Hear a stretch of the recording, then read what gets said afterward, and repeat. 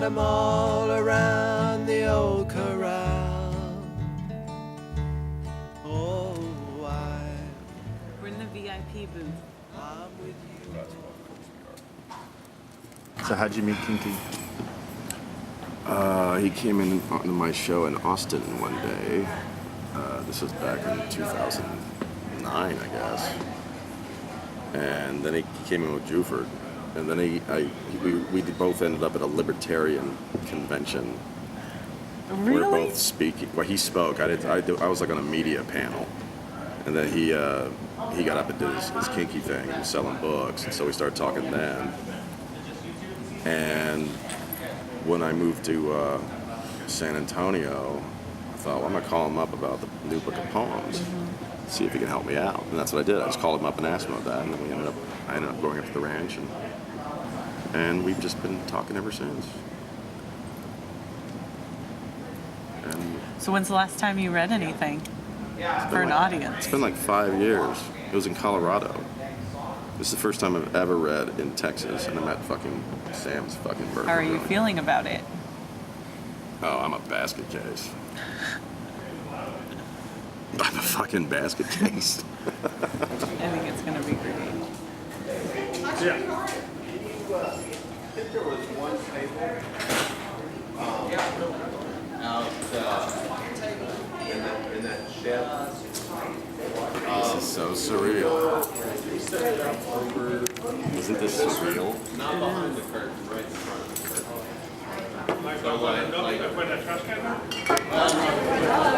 Welcome everybody, I'm David Dewhurst. I'd like to introduce the next act, who's a friend of mine. Poets are very rare in America today. I think I know 3 living poets. Billy Joe Shaver, Piss Pistofferson, so Billy Joe calls him anyway. And our next guest. And this is kind of a literary bonus. I think it's the first time at Sam's Burger Joint we've had actually a poetry reading. Oscar Wilde said of poets that a poet can survive anything but a misprint.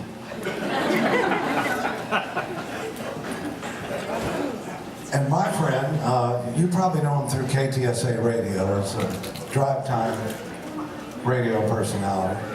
But he's got another side to him. If you want to buy this book, which I've read, The Jesus Motel, I think right now you get it at lulu.com, right?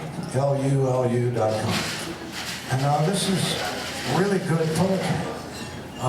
So while I prep for my act, change my wardrobe and everything,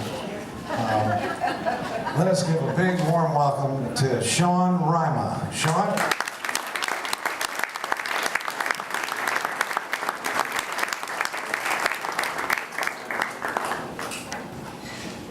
Good evening. This is very cool to be here at Sam's Burger Joint, support Utopia Rescue Ranch. That's why we're all here, so have a good time, listen to some poetry and some music and some coolness, and help out a good cause. It's actually been about 5 years since I've read anything in front of an audience, so I thought it'd be kind of cool. I want to start off with a short poem.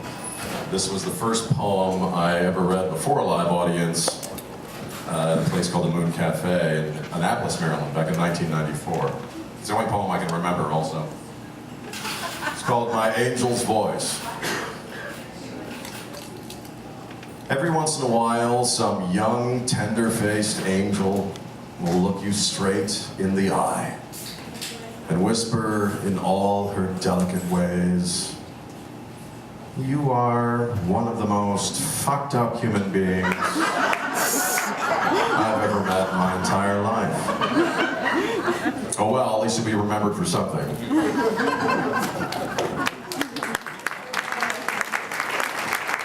Just have some Man in Black too. Paladin, Johnny Cash, Mr. Kinky Friedman. Let's party together tonight.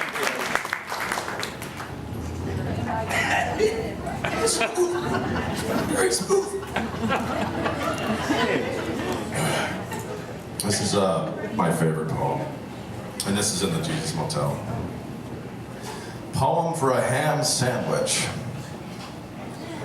Sometimes, when it's late at night and the moon is pouring in through the windows and coating the room in blue, all I need and all I want in this life is a ham sandwich with honey, mustard, and onions. Because at the moment that you want it, the mere wanting of it is all that you are. And I find that most liberating.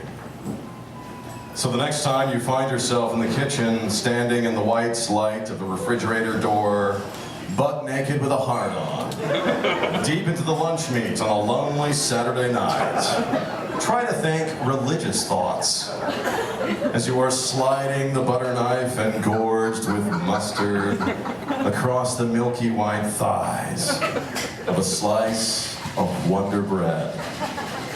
And as you lay a glistening fold of ham into the silky sweetness of a bed of onions, remember, God made you to love. So love that sandwich and everything else with all that you are, and they'll send you up to heaven someday. And I hear the sushi is great.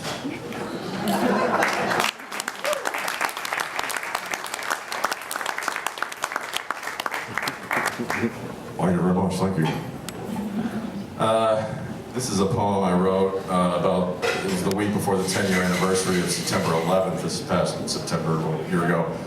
And a lot of the poems from the Jesus Motel is kind of a travelogue from September 11th through the next 10 years of my life. And this is when I first started living in San Antonio. It's called I-35 South to San Antonio. Just days before it's the day, it's 10 years later, me peeling down the interstate, rolling past the signs for Onion Creek and Alligator Creek and the Snake Farm Zoo. The deep blue sky heavy with night and the unnerving scent of burning cedar. Past 1,000 sweaty billboards shouting Jesus saves and weekly rates and need cash now and steak and catfish and barbecue. I take comfort in the billboards and the convenience stores and the pawn shops and the titty bars and the cheap motels and the truck stops and the Taco Bells and the Walmart supercenters and even the golden arches of McDonald's. Because you can slam as many airplanes into as many buildings as you want to, old son. But this goes on forever. It's called Legion. I am writing poetry when I look down and see an opinion scurry across the floor. I squash it with my heel, then curse as 2 more opinions appear from beneath the cabinet. I grind them out, only to discover 8 more opinions running round my shoes towards the space behind the old refrigerator. And tipping it back, I lose my breath in horror as dozens upon dozens of clicking black opinions scatter across the floor. And so, desperate, I call 24-hour pest control.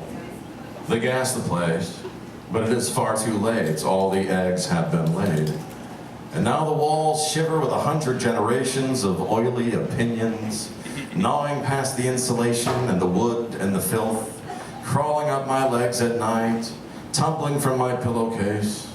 And it's only a matter of time before the hungry bastards are drawn to the warmth and the moisture of my ears and nose and mouth and asshole. And knowing this to be true, my spirit crumbles. And it's all I can do to pray to Jesus for forgiveness.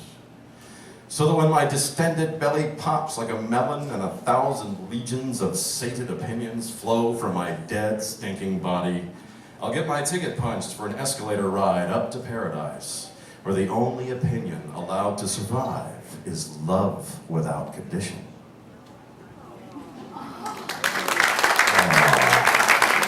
It was so fucking dark, and then it got all nice under there at the end, didn't it? Didn't see that coming, did you? You might have a shot of your Man in Black tequila, which every single one of you should buy a bottle of Man in Black tequila. It's right back there. Give me an applause. Hello. Body shots. Damn, that is some fine ass tequila. I'm gonna read a few haiku. Dosarita haiku. I slide into her like a beer upside down in a margarita. I slide into her like a beer upside down in a margarita. High maintenance haiku. Every woman adores a fascist, her final repose, the oven.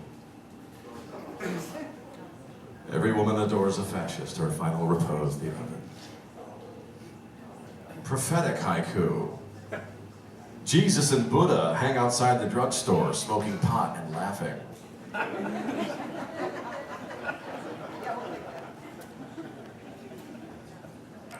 Here's a sex poem.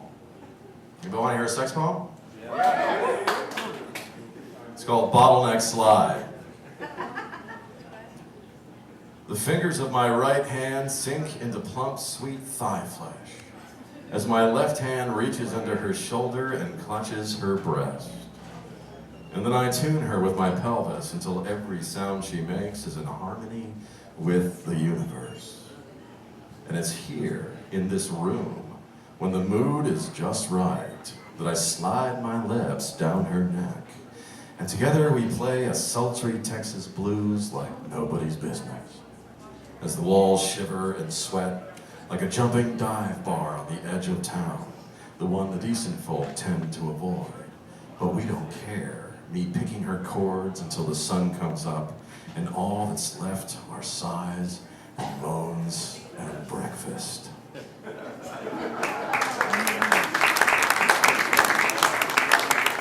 Ave